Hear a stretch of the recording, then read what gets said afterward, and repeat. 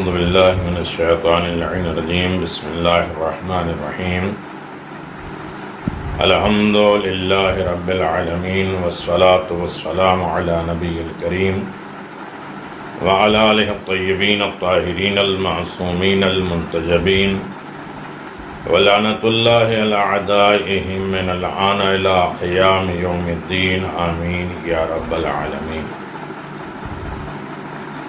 اما بعد فقد قال اللہ تبارک و تعالی فی قرآن مجید بسم اللہ الرحمن الرحیم یا ایھا الذین آمنوا استعینوا بالصبر والصلاۃ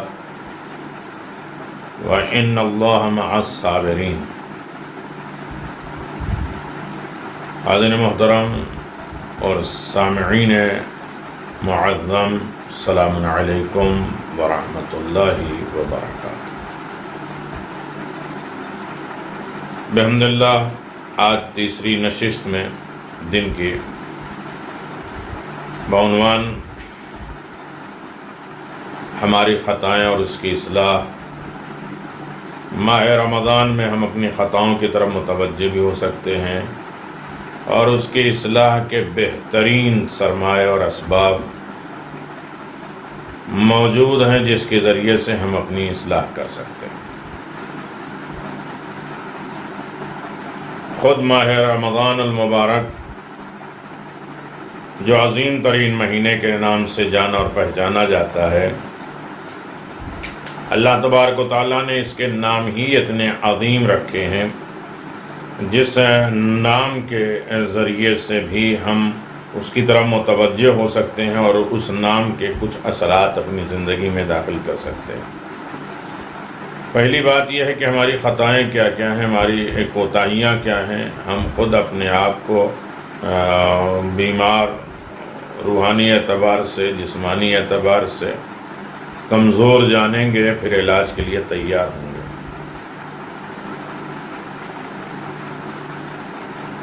یقیناً ماہ رمضان جو ہمارے لیے بہت عظیم سرمایہ ہے کہ تقوی مع معاصی اللہ،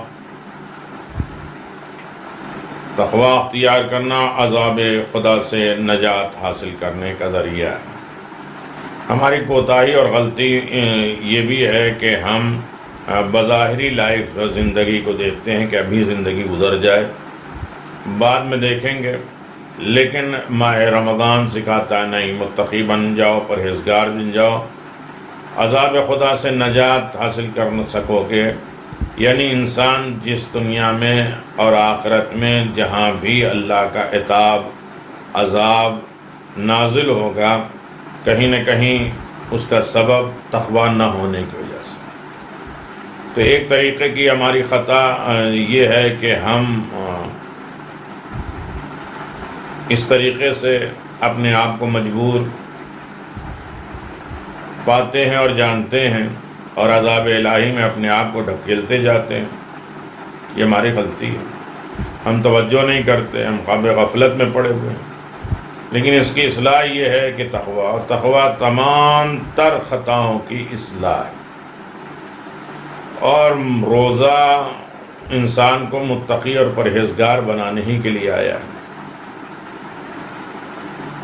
خود آپ دیکھیں کہ رمضان کیا ہے. رمضان اس مہینے کی وجہ تسمیہ، کیوں رمضان کو رمضان کیوں کہتے ہیں؟ چونکہ اس میں روزہ فرض ہے، اس لیے کہ عربوں نے بھوک اور پیاس جیسی سختی برداشت کرنے کی وجہ سے اس کا نام رمضان رکھا ہے. وہ لوگ اس سے تکلیف برداشت کرنا بھی کہتے ہیں. یعنی ناطق، نون تے قاف، نون تے یعنی اس ماہ رمضان کو وہ ناطق، تو سے نہیں بولنے والا، ناطق یعنی تکلیف برداشت کرنے والا مہینہ بھی اسے کہتے ہیں. پیغمبر اسلام احمد مصطفیٰ محمد مصطفیٰ صلی اللہ علیہ وآلہ وسلم سے روایت ہے کہ اس مہینے کا نام رمضان اس لیے ہے کیونکہ یہ مہینہ گناہوں کا نام و نشان مٹا دیتا ہے. یعنی اب جتنی خطائیں غلطیاں ہیں سب کو دھل دیتا ہے، اس کی اصلاح کر دیتا ہے ماہ رمضان۔ حدیث میں ماہ رمضان کے بہت سے نام اور اس کے صفات ہیں، کچھ نام ہوتے ہیں اور کچھ صفات ہوتے ہیں، اور ہمارے اور آپ کی طرح سے نہیں کہ کچھ بھی نام رکھ لیا۔ یہ اللہ اور معصومین علیہ الصلوۃ والسلام کے نام رکھے ہوئے ہیں جو بظاہر ہمیں سمجھ میں نہ آئے، لیکن اس کے کچھ مقاصد اور مطالب ہوتے ہیں، اور نام سے کوئی رابطہ ہوتا ہے۔ ہمارے ہاں بچے کی ولادت کے بعد ہم کوئی بھی نام رکھ لیتے ہیں یا ولادت سے پہلے، لیکن ضروری نہیں کہ اس کے نام اس کے صفات سے جو ہے تطبیق کرے، بعد میں ہو سکتا ہے وہ حاصل ہو جائے، لیکن ایسا نہیں ہے کہ پیدا ہوتے ساتھ کوئی ڈاکٹر ہے اور پیدا ہوتے ساتھ کوئی انجینئر ہے۔ نام کے اثرات بہت زیادہ ہوتے ہیں، چونکہ ہمارا موضوع نہیں ہے۔ ہماری خطائیں کیا ہیں کہ نام اچھا بھی رکھتے ہیں، لیکن اصلاح یہ ہوتی ہے کہ اس اچھا نام کو لینے کا طریقہ بھی ہمیں آنا چاہیے۔ کسی کو غلط نام سے یاد کرنا، بولنا، یہ گناہ ہے۔ لہذا ہماری خطا یہ ہے کہ ہم اچھے نام کو بگاڑ دیتے ہیں، اصلاح نہیں کرتے۔ تو لہذا نام کا اثر ہوتا ہے، اگر صحیح نام جو اچھا لیا گیا ہے اسے اسی طرح سے بلایا بھی جائے تو یقیناً سننے والے جس کا نام ہے اس کا بھی اثر ہوگا، اور بولنے والے کی زبان پہ کم از کم اگر معصومین صفت نام ہوں گے تو اس کی کوئی نہ کوئی چیز اس کو پسند ہوگی، اور انسان شرم و حیا سے اس کو نہیں کہے گا۔ مثلا محمد نام ہے کسی کا صلی اللہ علیہ وسلم کے نام سے منسوب ہے، اور جب ہم اسے بولیں گے تو کم از کم اسے برا تو نہیں کہیں گے، اسے گالیاں تو نہیں دیں گے، اس کے خلاف تو نہیں آوازیں دیں گے، برے انداز سے بلائیں گے تو نہیں۔ تو یہ سننے والے جس کا نام ہے اس کا بھی اصلاح ہوتی ہے اور بولنے والے کی بھی اصلاح ہوتی ہے، لہذا نام کی تطبیق ہونا چاہیے۔ لیکن قرآن، دین، مذہب، ائمہ معصومین کے نام ان کے صفات سے ملحق ہیں، وہ آنے سے پہلے اپنا نام اور اپنی صفت لے کر آتے ہیں۔ پیغمبر نے فرمایا کہ میرے بعد جعفر صادق ہوں گے، صادق ان کا لقب ہوگا، یعنی پیدا ہونے کے بعد وہ سچے ہوں گے، یعنی وہ اپنی صفت لے کر آئیں گے۔ تو اسی طریقے سے بہت سے نام ہیں اللہ تبارک و تعالیٰ کے جس کی طرف ہمیں توجہ دینا ہے اور اپنی اصلاح کرنا ہے۔ ایک ہے یہ شہر اللہ، یہ اللہ کا مہینہ ہے۔ تو اللہ کا مہینہ ہے تو اس میں جو کچھ بھی ہمیں کرنا ہے وہ اللہ ہی کے لیے کرنا ہے۔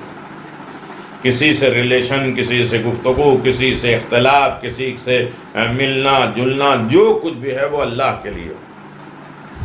اس سے بڑی کوئی عبادت نہیں ہے جہاں انسان سب کچھ سرنڈر کر دے اپنے پروردگار کی بارگاہ میں۔ جناب موسیٰ 30 دن روزہ، اس کے بعد 10 دن اور بڑھا دیا، روزہ اللہ کی بارگاہ میں رکھا، مناجات، دعا، سب کچھ کرتے کرتے، نمازیں پڑھتے ہوئے جب خدا کی بارگاہ میں پہنچے تو اللہ نے کہا موسیٰ میرے لیے لائے کیا ہو؟ کہا پروردگار 30 دن کے لیے بلایا تھا، 10 دن اور بڑھا دیا تمہیں، روزہ رکھوایا، مناجات، گریہ، فریاد، سب کچھ کیا۔ کہا یہ موسیٰ سب کچھ تم نے اپنے لیے کیا، میرے لیے کیا لایا؟ انہیں نماز اللہ کے لیے نہیں ہے، روزہ اللہ کے لیے نہیں، دیگر عبادتیں اللہ کے لیے نہیں، یہ ہم اپنے فائدے کے لیے نماز پڑھتے ہیں، اپنے آپ کو نجات دلانے کے لیے، اپنے اعمال کی قبولیت کے لیے، روزہ رکھتے ہیں اپنے آپ کو جہنم سے بچانے کے لیے، گریہ و آزاری اور مناجات جو کرتے ہیں اپنے گناہوں کو پاک کرنے کے لیے۔ اللہ کے لیے کیا ہے؟ تو اللہ نے کہا میرے لیے کسی سے تم نے دوستی کی اور میرے لیے کسی سے دشمنی کی، یہ ہے اللہ کا۔ تو اگر یہ مہینہ اللہ کا ہے تو ہمارا سارا عمل صرف اللہ کے لیے ہونا چاہیے، اس کی پسند و ناپسند کا خیال ہونا چاہیے۔ یعنی پورا مہینہ اللہ کا ہے، یعنی ہمارے ہاتھ بھی اللہ کے لیے ہو جائیں، زبان بھی اللہ کے لیے ہو جائیں، آنکھیں بھی اللہ کے لیے ہوں، اعضاء و جوارح بھی اللہ کے لیے، ہماری سوچ اللہ کے لیے، ہماری فکر اللہ کے لیے، ہماری زبان اللہ کے لیے، ان ساری چیزوں کی اصلاح ہونا چاہیے۔ شہر اللہ العظم، خدا کا عظیم ترین مہینہ، اور اللہ نے جسے عظیم کہا وہ بہت وَهُوَ الْعَلِيُّ الْعَظِيمُ، وہ عظیم ہے، عرش کو عظیم کہا، پیغمبر اسلام کے اخلاق کو عظیم قرار دیا۔ عظیم بہت بڑی دولت ہے، اور اس سے زیادہ عظمت نہیں ہے۔ تو یہ ماہ جو عظیم ہے تو اس کی اللہ کی عظمت کو دیکھنا ہے، اس نام کی صفت کو دیکھنا ہے تو پیغمبر اسلام کی ذات مقدس کا مشاہدہ کریں، اور پیغمبر اسلام کیسے عظیم ہے۔ انک لعلی خلق العظیم، آپ کو ہم نے خلق عظیم پہ فائز فرمایا۔ تو عظیم کیا ہے؟ وہ ذات پیغمبر ہیں، ان کی ذات سے دیکھیں کہ اللہ تبارک و تعالیٰ نے اس مہینے کو خدا کا عظیم مہینہ قرار دیا۔ شہر الضیافت اللہ، خدا کی مہمانی کا مہینہ ہے۔ اللہ اکبر، ماہ رمضان خدا کی مہمانی کا مہینہ ہے، یہ اصلاح ہے، اور جس کے لیے پیغمبر اسلام نے فرمایا هو الشہر الاول رحمت واوسطہ مغفرۃ واخرۃ عتق من النار۔ ماہ رمضان کے شروع میں رحمت نازل ہوتی ہے، دوسرے حصے میں بخشش اور نجات ملتی ہے، اور آخری حصے میں جہنم کی آگ سے آزادی ملتی ہے۔ تو یہ رحمت کے دن ہے۔ رحمت کتنے طریقے سے ہے، قرآن میں کتنی رحمتیں آئی ہیں، کن کن چیزوں کو اللہ نے رحمت قرار دیا ہے، تو اپنی زندگی میں رحمت ہی رحمت ڈالیں۔ رحمت نہیں ہے ہم اپنے آپ کی خطائیں غلطیاں خود اپنی زندگی کو دشوار بنا لیتے ہیں، تکلیف دہ بنا لیتے ہیں، ورنہ اللہ کی طرف سے تو رحمت ہی رحمت آتی ہے۔ جو رحمت للعالمین کو بھیجے، خود رحمان الرحیم اپنے آپ کو کہلائے، بار بار رحم دل علی ابن ابی طالب کے ذریعے یہ دین کی تبلیغ پہنچائے، ہمارے رحم ترین شخصیت امام حسین کے ذریعے اس دین کی حفاظت کرے۔ پردہ غیب میں رحیم امام ہے، جو ہماری تمام خطاؤں اور غلطیوں کو دیکھتے ہیں پھر بھی برداشت کرتے ہیں، اور ہمیں دن رات یاد کرتے ہیں۔ تو یہ کیا رحمت ہے! یعنی یہ مہینہ ضیافت اللہ کا مہینہ ہے۔ روایت میں یہ بات آئی ہے کہ ماہ رمضان ایک ایسا مہینہ ہے جس میں اللہ تعالیٰ اپنے بندوں کی مہمانی کرتا ہے، اچھے اچھے کھانا کھلاتا ہے، لوگوں پر لطف خداوندی ہوتی ہے، ہر سانس ایک تسبیح کی طرح ہوتی ہے، تمہارا سونا عبادت ہوتا ہے، جاگنا بھی عبادت ہے، بلکہ ہر سانس عبادت ہے۔ اس ماہ میں بندوں کے اعمال قبول کیے جاتے ہیں اور دعائیں مستجاب ہوتی ہیں۔ ایسا نہیں کہ جب ہم قرآن پڑھ رہے ہیں تو خدا کے مہمان، جب ہم نماز پڑھ رہے ہیں تو خدا کے مہمان، جب افطار کر رہے ہیں تو خدا کے، ہر لمحے ہر سانس ہم خدا کے مہمان ہیں۔ اور اتنی بات تو ہر انسان جانتا ہے کہ مہمان کو میزبان کے طریقے سے رہنا ہے، اس کے پاس جیسا میزبان چاہتا ہے اس کے اعتبار سے اسے رہنا ہے۔ اگر یقیناً اس میں کوئی شک ہی نہیں ہے کہ میزبان بڑا رحیم ہے، لیکن ہماری خطا کیا ہے؟ مہمان بڑا لعین ہے، نالائق ہے، ناشکرا ہے، بے فکرہ ہے۔ یہ ساری چیزیں ہماری غلطیاں ہیں، لیکن اس کی اصلاح اسی ماہ رمضان میں ہو سکتی ہے۔ رسول خدا صلی اللہ علیہ وسلم فرماتے ہیں جب ماہ رمضان آتا ہے تو فوراً ہی روزہ تم پر فرض واجب ہو جاتا ہے، جنت کے دروازے کھول دیے جاتے ہیں، شیطان کو زنجیر میں باندھ دیا جاتا ہے، اور اس کی ایک رات 1000 شبوں سے بھی بہتر اور شب قدر ہے۔ جو شخص بھی اس شب قدر میں محروم رہ گیا وہ واقعی بد نصیب ہے۔ اب رہا یہ مسئلہ کہ شیطان باندھ دیا جاتا ہے، تو نفس کو ہم نے شیطان تو نہیں بنا لیا، خواہشات کو ہم نے شیطان تو نہیں بنا لیا، ہر چیز بلیم شیطان کے اوپر ہے۔ تو پہلے یہ سوچیں کہ ہم نے اپنے نفس کی اطاعت کی، اپنے نفس کو پرستش کی، اپنی خواہشات کو ہم نے خدا بنا لیا، تو یہ غلطی ہماری ہے، اور غلطی ہونے کے بعد ہمیں اس کی اصلاح کریں۔ مومن کے واجبات میں سے ہے کہ مومن 3 کام ضرور کرتا ہے، نماز پڑھتا ہے، زکوٰۃ دیتا ہے، اور تمام روزوں کی پابندی کرتا ہے۔ تو یقیناً یہ ضیافت اللہ ہے، اللہ کا مہینہ ہے، اس میں مہمان ہے، اور مہمان کی کیفیت کیا ہوتی ہے؟ درمیان دعاؤں میں یہ بات آئے گی کہ مہمان کے شرائط کیا ہیں، مہمان کی فضیلت کیا ہے، اور مہمان کو کیا کیا عطا کیا جاتا ہے۔ آتا ہے مہمان، اس کے بعد جاتا ہے تو اسے گفٹ اور تحفے دیے جاتے ہیں۔ شہر و قرات القرآن، تلاوت قرآن کا مہینہ ہے۔ انسان کی زندگی میں قرآن کی تلاوت یعنی صرف جو ہے وہ قرآن پڑھنا نہیں ہے، تلاوت قرآن کی مہینہ ہے، لہٰذا انسان بارگاہ رب العزت میں اس مہینے کو قرآن مجید کی تلاوت کے ساتھ رکھیں۔ تلاوت کا کچھ نہ کچھ رابطہ ہے اس ماہ رمضان میں۔ شہر الصیام، روزہ رکھنے کا، روزہ سیام کے معنی اپنے آپ کو بچا لینا، بہت سی چیزوں سے اپنے آپ کو بچا لینا، کنارہ کش کر لینا۔ یہ مہینہ کنارہ کشی کا مہینہ ہے، بچانے کا مہینہ ہے، اپنے نفس کو، اپنی فکر کو، اپنے خیال کو، اپنے اخلاق کو، اپنے تمام معاملات کو، مال دولت ہنر نیکیاں سب اچھائی کرنے کے بعد اسے بچانے کا مہینہ۔ شہر الاسلام، اسلام کا قیمتی مہینہ ہے، تو ہم مسلمان ہو جائیں۔ مسلمان وہی ہے جس کی زبان اور ہاتھ سے دوسرے لوگ محفوظ رہیں، زبان سے غیبت اور سختی نہ ہو، اور ہاتھ ان مسلمانوں کے خلاف استعمال نہ ہو، نہ قلم کے ذریعے، نہ تلوار کے ذریعے، نہ کسی اور ذریعے سے۔ شہر طہور، پاکیزگی کا اور طہارت کا مہینہ ہے، تو ہم ظاہری بھی پاکیزگی کا خیال رکھیں اور باطنی بھی پاکیزگی کا خیال رکھیں۔ اگر اچھا لباس پہن رہے ہیں، غسل کر رہے ہیں اور خوشبو لگا رہے ہیں اور طرح طرح کے اپنے بدن کو سجا رہے ہیں، پاک کر رہے ہیں، جہاں وضو کے ذریعے، غسل کے ذریعے، تو اس کے جو ہے وہ بیک گراؤنڈ پہ بھی جائیں، اس کے پس پردہ بھی جائیں کہ وضو کیوں واجب ہے، غسل کیوں واجب ہے، کیا ہمارے ہاتھ پاؤں دھل جانے کے بعد ہم اپنے آپ کو طاہر سمجھ لیں گے، اس کے فائدے کیا ہیں، اس کے اثرات کیا ہیں۔ تو لہذا ضروری ہے کہ انسان اندر سے بھی پاک ہو اور باہر سے بھی پاک ہو۔ یہاں تک معصومین نے فرمایا کہ جب آئینہ بھی دیکھو تو دعا کرو کہ اللہ جس طرح سے ہمارا یہ ظاہر اچھا ہے اسی طرح اندر کا بھی ہمارا اچھا ہو جائے۔ تو یہ شہر الطہور ہے، طہارت کا مہینہ ہے، پاکیزگی کا مہینہ ہے۔ ہماری نجاست نہ آئے، نہ ذہن میں نجاست آئے، خباثت آئے، خرافات آئے، نہ ہمارے بدن اور اعضاء اور ہمارے بدن پہ، ہمارے دامن پہ دھبے لگیں۔ شہر الحمیز، خالص کرنے کا مہینہ۔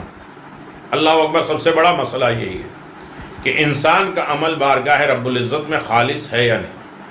سب سے پہلی یہ آواز آئے گی کہ انسان یہ عمل کو اللہ کے لیے کر رہا ہے، تو اللہ تبارک و تعالیٰ نے کہا کہ یہ عمل جو ہے، جو بھی کرنا ہے تو میرے لیے کرنا، للہیت کرنا، اور اللہ کے علاوہ کسی اور سے نہیں کرنا۔ تو یہ خالص جب انسان، جس میں کوئی ملاوٹ نہ ہو، خالص کا مطلب دکھاوا نہ ہو، افطاری کرا رہے، ارے میں نے افطاری کرایا تھا اور ان کے دسترخوان پہ کیا کیا چیزیں تھیں، انہوں نے اتنا خرچ کیا تو ہمیں تو اور زیادہ کرنا ہی پڑے گا، انہوں نے 10 آدمی کو بلایا تو 100 آدمی کو ہمیں بلانا ہی پڑے گا، انہوں نے ایک جو ہے وہ پروگرام کو اسپانسر کیا ہے تو ہمیں 10 آدمی کو کرنا چاہیے۔ صرف یہ ریاکاریاں چل رہی ہیں، دکھاوا چل رہا ہے۔ رمضان مخلصوں کا کام ہے، خلوص اس میں ہونا چاہیے۔ کیوں؟ اس لیے کہ الصوم جنت من النار، جنت کی سپر ہے۔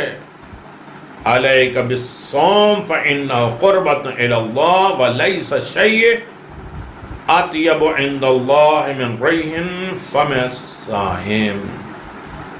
ہم کسی سے نفسا نفسی نہ کریں۔ پیغمبر نے فرمایا ہر انسان پر واجب اور لازم ہے کہ روزہ رکھے، کیونکہ روزے کے ذریعے اللہ تعالیٰ سے قربت حاصل ہوتی ہے۔ جو ہماری دوریاں ہیں، غیب ہیں اللہ تبارک و تعالیٰ کے، وہ روزے کے ذریعے ہم اس کی اصلاح کر سکتے ہیں۔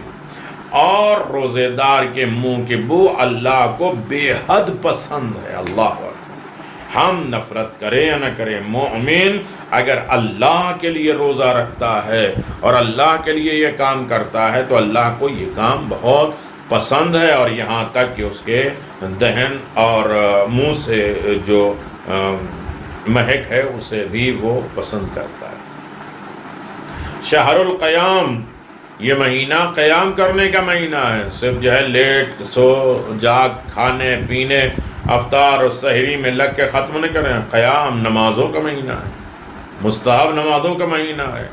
جیسے آج مثلا 8 رکعت نماز ہے، آج رات میں 8 رکعت میں کیا ہے، 8 رکعت میں الحمد کے بعد 20 مرتبہ انا انزلنا ہے، 2 رکعت کر کے پڑھیں گے، اور باقی وہ 20 رکعت جو 1000 والی نماز ہے اس سے بھی مغرب کے بعد 8 رکعت اور عشاء کے بعد 12 رکعت ہے، اور 2 رکعت ہر شب میں ہمیں پڑھنا ہے، اس کے طریقہ بھی میں آپ کی خدمت میں بتا چکا ہوں۔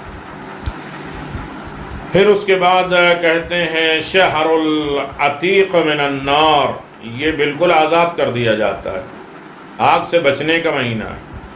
شہر الصبر، صبر و تحمل کرنے کا مہینہ ہے۔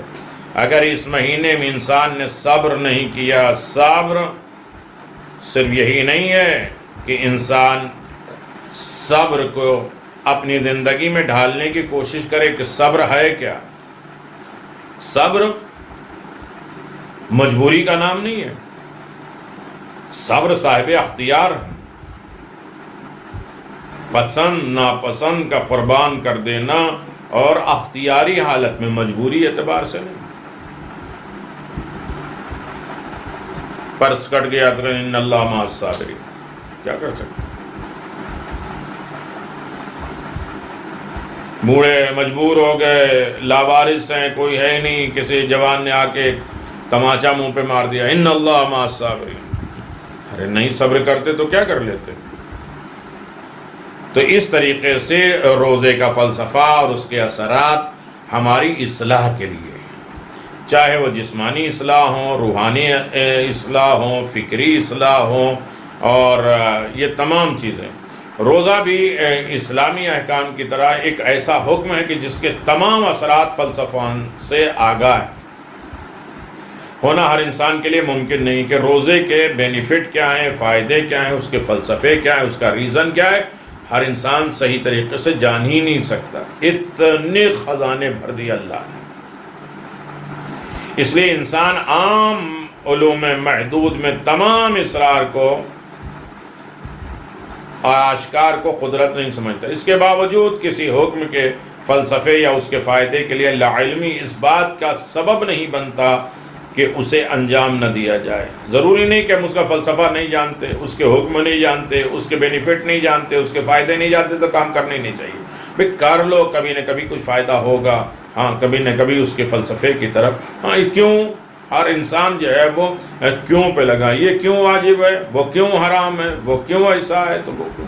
اطاعت الہی کرو، اللہ کے تم فرما بردار بن جاؤ، اللہ نے کہا ہے تو ہمیں کرنا ہے، اور پھر جب تم کرتے رہو گے تو اس کے سارے ریزن، اس کی اصلاحات اور اپنی خطائیں غلطیوں کا احساس ہوگا، اور پھر انسان اس کے درمیان میں انہماک ہو جائے گا، تیار ہو جائے گا۔ روزہ یا دیگر احکام میں صرف جسمانی اور اجتماعی اور ظاہری فوائد اور اثرات ہی کو مد نظر نہ رکھیں کہ ایک انسان سوچتا ہے کہ روزے سے اصلاح ہوتی ہے، پیٹ اندر ہو جاتا ہے، وزن کم ہو جاتا ہے، اور انسان ڈائٹنگ کے اعتبار سے جو ہے وہ اچھی طرح زندگی گزارتا ہے، بہت سی بیماریاں، تو ہاں جسمانی بے انتہا فائدے ہیں، لیکن صرف اسی کے اوپر نہ رکھ دیا جائے کہ روزہ صرف جسمانی فائدے کے لیے آیا، بلکہ اصل میں روزہ معنوی پہلو بھی رکھتا ہے، اس کی اصلاح کرتا ہے، اندرونی روحانی فکری چیزیں آپ کے سامنے رکھتا ہے۔ اسی لیے نیت صرف یہی ہونا چاہیے کہ میں قربتاً اللہ خدا کا روزہ رکھتا ہوں، ورنہ روزہ کا اصل مقصد یعنی روحانی ہدف حاصل کرنا، ایم اور مقصد اور ٹارگٹ کو حاصل کر لینا۔ فلسفہ روزہ، اگرچہ روزے کے تمام فلسفے اور اثرات تک رسائی حاصل کرنا ناممکن ہے، لیکن قرآن کریم اور اقوال معصومین علیہ الصلوۃ والسلام سے ظاہری بعض فلسفے حکمت کے باعث ہیں۔ پہلا، روزہ باعث تقویٰ ہے، متقی بنو گے تو قرآن ہدایت کرے گا، رہنمائی کرے گا، متقی رہو گے تو امیر المؤمنین ہمارے امام رہیں گے، وہ مومنوں کے امیر ہیں، مومنوں کے امام نہیں ہیں۔ متقی امام المتقین، متقی کے عمل کو اللہ قبول کرتا ہے، سب کے عمل کو قبول نہیں کرتا۔ روزہ انسانوں کو متقی و پرہیزگار بنا دیتا ہے، مخصوصاً ماہ رمضان کے روزے میں قرآن مجید خود کہتا ہے کتب علیکم الصیام کما کتب علی الذین من قبلکم لعلکم تتقون، صاحبان ایمان تمہارے اوپر روزہ فرض کیا گیا ہے جس طرح تمہارے سے پہلے والوں کے لیے، شاید تم متقی بن جاؤ۔ ایک انسان کے لیے پرہیزگاری کافی اہمیت ہے، ایک انسان معاشرے میں اپنی اصلاح کر لے تو یقیناً ایک ایک آدمی صحیح ہو کے پورا لشکر ہو سکتا ہے۔ ہم یہ سوچتے ہیں وہ سدھر جائیں اور وہ ایسے کہتے ہیں اور یہ ہوتا ہے اور وہ ہوتا نہیں، قطرہ قطرہ سمندر بنتا ہے۔ ہم پہلے اپنی اصلاح کر لیں تو معاشرے میں ایک آدمی تو صحیح ہوگا، اسی طرح ہر آدمی اپنی اپنی اصلاح کر لے گا تو خود بخود معاشرہ سدھر جائے گا۔ بڑی اہمیت انسان کا معیار ہی تقویٰ ہے، یہی وجہ ہے کہ گناہوں سے پرہیز ماہ رمضان میں بہترین عمل ہے۔ حضرت علی بن ابی طالب نے پیغمبر اسلام سے عرض کیا اس مہینے میں بہترین عمل کیا ہے؟ فرمایا گناہوں سے پرہیز کرنا، انسان خطاؤں نسیان سے اپنے آپ کو دور رکھے، یہی چیز ہے، لیکن شرط ہے کہ اخلاص واقعی ہے۔ ہمیں جعفر صادق علیہ السلام نے فرمایا کہ رسول خدا نے فرمایا ہے کہ روزہ رکھنا آتش جہنم سے نجات ہے، روزے دار آفات دنیا سے بچے گا، عذاب آخرت سے نجات ملے گا۔ یہ سب اصلاح ہے، لیکن ہم اپنے آپ کے خطاؤں کو اپنے سامنے رکھیں تو صحیح۔ اس لیے نماز شب ہے کہ تنہائی میں آ کے اقرار تو کرو کہ میرے اللہ میں نے سے یہ غلطی ہو گئی، یہ کوتاہیاں ہو گئیں، یہ ہماری توجہ نہیں بڑھ رہی، ہمارے اندر خلوص نہیں پیدا ہو رہا ہے، ہم تیرے قرب نہیں ہو رہے ہیں، ہمارے اندر روحانیت نہیں پیدا ہو رہی ہے، ہماری زبانوں سے لوگ بچ نہیں رہے ہیں، ہمارے طعنے اور تشنیع سے لوگ جو ہے محفوظ نہیں ہیں، ہماری زبان پہ غیبت نہیں رک رہی ہے، ہمارے دل سے حسد اور بغض عناد نہیں جا رہا ہے، یہ ساری غلطیاں ہیں۔ عذاب آخرت سے نجات ملے، جب تم روزہ رکھو تو دل میں نیت کرو کہ شیطانی وسوسے اور خواہشات نفسانی پہ قابو رکھو گے، اپنے نفس امارہ کو زیادہ روزہ اور عبادت کے ذریعے کمزور کر لو، کھانے پینے کی چیزوں کی طرف زیادہ تر جو ہے بھاگو نہیں، رغبت نہ کرو۔ کہتے ہیں یہ سحری میں کھاؤ تو دن بھر پیاس نہیں لگے، اگر پیاس نہیں لگی تو روزہ کس بات کا؟ کیوں رکھ رہے ہو روزہ؟ الائچی کھا لو اور یہ کھا لو اور پانی پی لو اور دودھ پی لو اور یہ ہو جائے اور تری کھا لو، یہ سب چیز تاکہ روزہ نہ لگے، اور روزہ نہیں لگے گا تو فائدہ کیا ہے؟ نارمل انسان جو ہے وہ سفر کرتا ہے، ایک آدھ دن بھوکا ایسے ہی رہ جاتا ہے، نہیں کچھ ملتا ہے، تو کیا اس سے روزہ ہے؟ روزہ احساس کا نام، محسوس کرنے کا نام۔ اصلاح ہماری یہ ہے کہ ہمیں ہر وقت احساس ہو، اپنا بھی احساس ہو، اپنے قرابت داروں کا احساس ہو، غریب فقراء کا بھی احساس ہو، اور اللہ کے وجود کا بھی محسوس کریں، اللہ کا قرب، اللہ کی عبادتوں میں بھی انسان کے حص پیدا ہو جائے۔ یقیناً جب تم روزہ رکھو تو دل میں نیت کرو کہ شیطانی وسوسے اور خواہشات نفسی پر قابو رکھوں گا۔ ہم شیطان پہ بھی کنٹرول رکھیں گے، اپنے نفس بھی کنٹرول رکھیں گے، اور اپنے نفس امارہ کو زیادہ روزہ اور عبادت کے ذریعے کمزور کر لو، کھانے پینے کی طرف زیادہ رغبت نہ کرو، اور ہر لحظے ہر لمحے اپنے گناہوں کی معافی مانگتے رہو، اور نفس کی گندگی اور تاریکی دنیا کی چاہت وغیرہ کو اپنے دل سے دور کر دو، دل میں صرف اور صرف نام خدا باقی رہے، اور دیگر دنیاوی خیالات کو بالکل چھوڑ دو۔ یہ وہ چیزیں ہیں کہ جہاں معصومین علیہ السلام نے فرمایا کہ یہ روزہ ہے، یا روزہ جو ہے وہ اصلاح کرنے کا نام ہے، یعنی روزہ انسان کی زندگی میں اصلاحات پیدا کرتے ہیں۔ یعنی انسان بہت سے اعمال ہیں، کبھی رات کے اعمال ہیں، کبھی دن کے اعمال ہیں، کبھی سحری کے وقت اعمال ہیں، کبھی افطار کے وقت اعمال ہیں۔ یہ 4 حصوں میں ڈیوائیڈ کر لیجئے کہ ہمیں سحر کے وقت کیا کیا دعائیں پڑھنی ہیں جو مفاتی میں ہے، اور دعائیں صرف پڑھیں نہیں، اس کی طرف توجہ بھی دیں، اور یہ سمجھیں کہ یہ دعا ہماری زبان ہے جو خدا کی بارگاہ میں جا رہی ہے، ہم خدا سے کیا باتیں کر رہے ہیں، چاہے وہ افطار کے وقت ہو، چاہے وہ رات میں ہو، چاہے تنہائی میں ہو، چاہے اجتماعی حالت میں ہو، چاہے دن کی دعائیں بھی بہت زیادہ اہمیت رکھتی ہیں۔ اسی طریقے سے ہر رات کی 2 رکعت نماز ہے، اور ہر رات میں الگ الگ نمازیں ہیں، جیسے آج 4 رمضان کی رات آئے گی انشاءاللہ، تو ہم 8 رکعت نماز پڑھیں گے، ہر رکعت میں الحمد کے بعد 20 مرتبہ انا انزلنا، یعنی 2 کر کے ہم جو پڑھیں گے اس طریقے سے۔ پھر وہ 20 رکعت نماز ہے جو ہم 1000 رکعت نماز ماہ رمضان میں پڑھیں گے، اس کے پیغمبر اسلام نے فرمایا آج کے دن 4 رکعت نماز ہے، 2 کر کے پڑھا جائے۔ پہلی رکعت میں سورہ الحمد کے بعد آیت الکرسی، دوسری رکعت میں الحمد کے بعد سورہ قل هو اللہ پڑھے اور نماز تمام کرے. اسی طرح دوسری رکعت بھی انسان پڑھے اور دوسری رکعت کی پہلی رکعت میں انسان دوسری 2 رکعت کی پہلی رکعت میں سورہ الحمد کے بعد 1 مرتبہ سورہ قل اعوذ برب الفلق ہے اور دوسری رکعت میں سورہ الحمد کے بعد سورہ ناس ہے. پھر نماز کے بعد 10 مرتبہ استغفر اللہ ربی واتوب الیہ کہیں. اور پھر اس کے بعد جو شخص چاہتا ہے کہ آج کے دن وہ بخشا جائے، رحمت ہو، فخر کیا جائے، محشر میں وہ کامیاب ہو، تو 10 رکعت نماز پڑھے 2 کر کے. الحمد کے بعد ہر رکعت میں 10 مرتبہ سورہ قل اللہ کی تلاوت کرے تو اللہ تعالیٰ قیامت کے دن اس کے لیے ایک نور مقرر کرے گا جو اس کے کھڑے ہونے کی جگہ سے لے کر اور پوری زندگی ہر طرف سے اس کی روشن ہو جائے گی. اور زیادہ سے زیادہ آج کے دن یا قاضی الحاجات 100 مرتبہ، سبحان اللہ والحمد للہ 1000 مرتبہ، یا لطیف 129 ٹائم. زیادہ سے زیادہ انسان امام حسن امام حسین علیہ السلام کی ذات برکت اور ائمہ معصومین علیہ السلام کی ذات بابرکت کے لیے صلوات پڑھتا رہے، دعا کرتا رہے. خاص طریقے سے اللہ تعالیٰ کی رضایت جو دوسرے دن کے روزے میں بیان کیا ہے. روزے کی حالت میں ہماری پہلی اصلاح ہے کہ اللہ ہر طریقے سے ہم سے راضی ہو. والدین کی رضا اللہ کی رضا ہے، ہمارے والدین راضی ہوں. ماہ رمضان میں کہا کرو کہ اسے رمضان نہ کہو، ماہ رمضان کہو. رمضان خود خدا کا نام ہے. روزے کی نیت کے ذریعے تمہاری اصلاح ہونا چاہیے، نیت کا وقت معین ہونا چاہیے. نیند سے ظہر کے بعد بیدار ہونا اور اول وقت نماز پڑھنا اور بیماروں کے صحت یابی کے لیے دعا کرنا.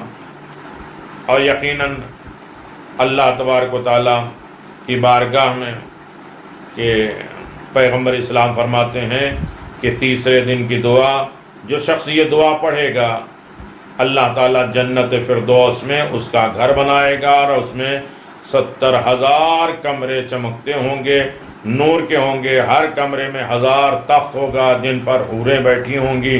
ہر کمرے میں 1000 فرشتے ہوں گے، اللہ تعالیٰ کی طرف سے ہدایت لے کر ان کے لیے داخل ہوں گے. یقیناً آپ جانتے ہیں کہ یہ وہ چیزیں ہیں کہ جو روزانہ چھوٹی چھوٹی جو دعائیں پیغمبر اسلام کی ہے اس دعا کے پڑھنے کا اثر ہے. اور تیسرے دن کے روزے رکھنے کا یہ ثواب ہے. تیسرے روزے کی نماز آج کے دن میں 2 رکعت نماز، اس کی پہلی رکعت میں سورہ الحمد کے بعد سورہ فتح اور 1 مرتبہ تلاوت کریں. دوسری رکعت میں سورہ الحمد میں کوئی بھی سورہ پڑھ لیں. یہ 3 ماہ رمضان کی نماز ہے. چوتھی شب میں کہ رسول خدا صلی اللہ علیہ وسلم نے امیر المؤمنین سے خطاب کیا اگر کوئی یہ نماز پڑھ سکتا ہے تو پڑھ لے.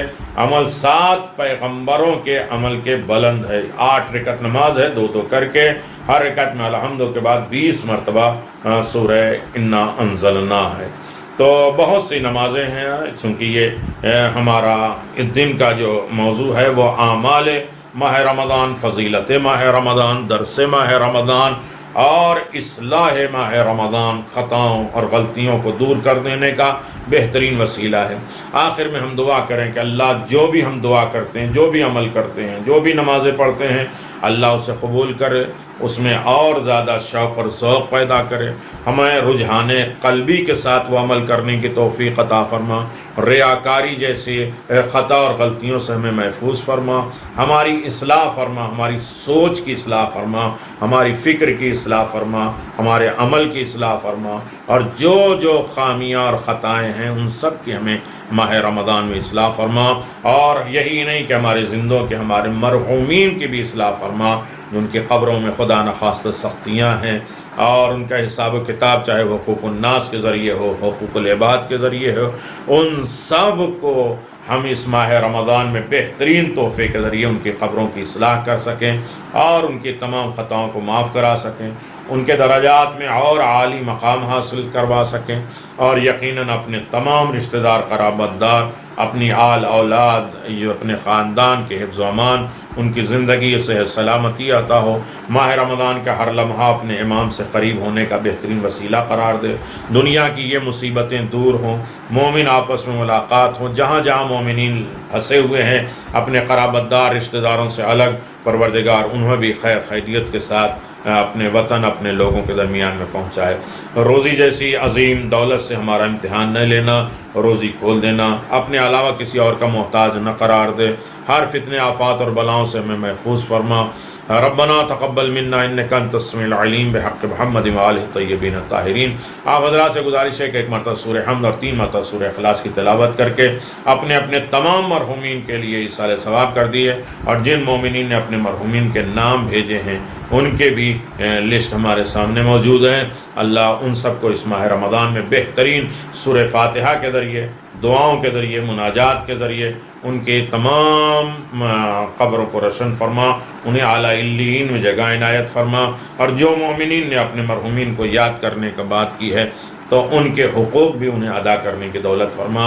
جس طرح انہوں نے اپنے والدین یا رشتہ دار مرحومین کو یاد کیا ہے، اللہ انہیں بھی ہر وقت زمانے میں یاد رکھنا چاہیے کہ روزیوں میں برکت عنایت فرما، انہیں تمام فتنے آفات اور بلاؤں سے محفوظ فرما۔